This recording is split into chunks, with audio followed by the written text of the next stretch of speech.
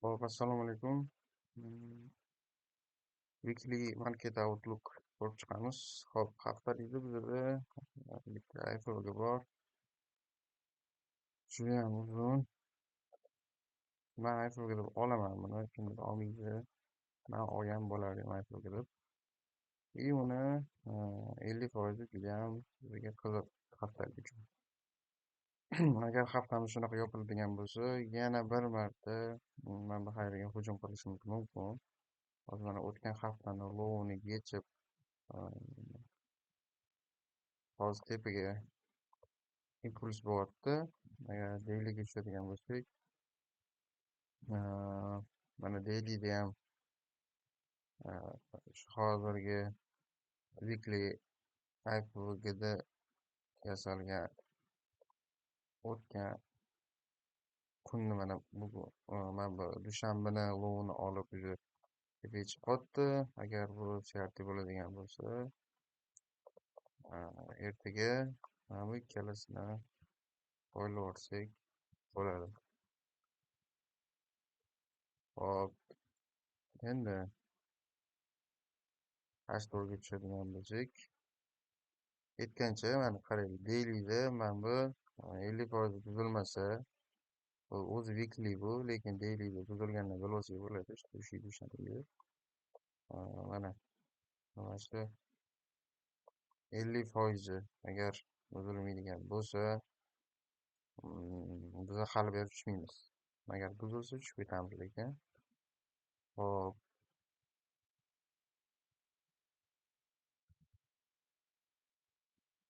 и siyarti ham bo'lib qolishi mumkin bu. Ashto'rga tushadigan bo'lsak,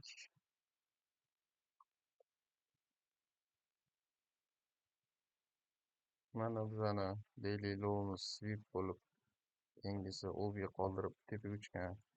Ham tepadan ham tushib kelishimiz yaxshi sweeplar bilan bo'ldi. Hop, hozir biza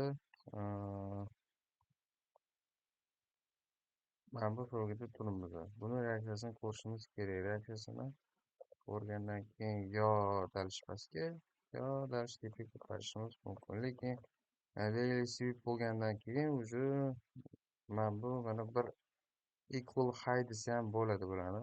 Mana bo'lib turibdi. Mana shunday equal high borsa ham bo'ladi bularni. Shuning uchun shularni poylab, agar 50%ni buzadigan bo'lsa, bitta korreksiya berib, buzgandan keyin mana shularga hujum ko'rishimiz mumkin. Mana shunaqasidan ko'ramiz. Mana buni 50% juda ham qiziq. 2,5 soatda yopiladi bu. 20 metr OB bor. Buni esdan chiqarmaslik kerak. Mana shu OB yetarli bo'lmasa, biza sekin pastga olib tushib ketishimiz mumkin. Lekin sweepni esdan chiqarmagan holda mana bularni hunt qilgan ma'qulroq. Hozir mana bu yerdan tushirishga harakat qilgandan ko'ra, mana bu sweepdan keyin tepaga ko'tarishga harakat qilgan ma'qulroq. H1ga tushadigan bo'lsak, H1da ham o'sha tema, mana tepadagi o'rgimiz 50% zo'r respekt qilgan. Mana sweepdan keyin juda chiroyli ko'tarilish. Bizada o'rga qo'yibdi bu yerda. Xohlasa mana bundan olmasak bo'ladi. Agar mana bunga yetib kelmasa, premium diskount ham tortamiz. Korreksiya bo'lsa yarim soatda H1 yopiladi.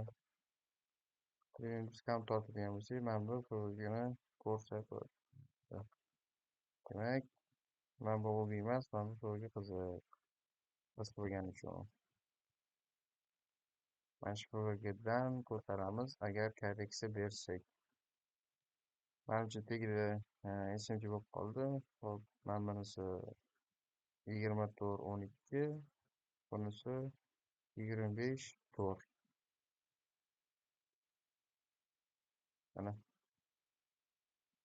SMT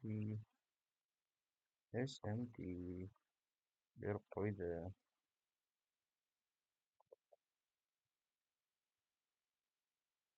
pound bilan.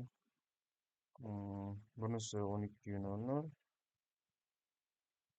bunisi 4.00. Yani, hop, bu bitta qoladi. Yevroga qaytamiz. Mana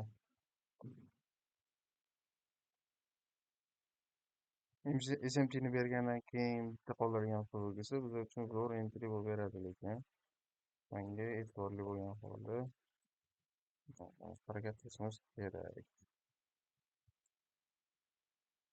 SMT'si tushadigan bo'lsak, tepaga hujum qilishimiz mumkin.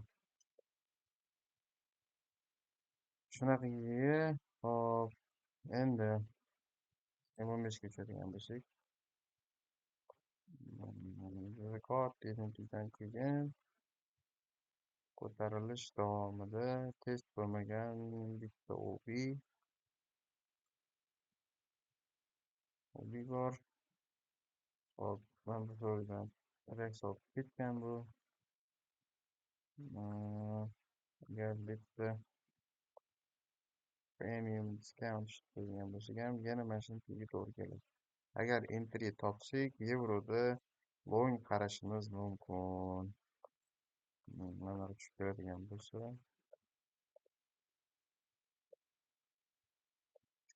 low tiyubdan keyin agar to'rtta sub entry beradigan bo'lsa, bu ham chiroyli chiqardi.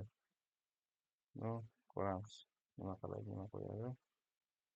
Hozircha kuzatib turamiz.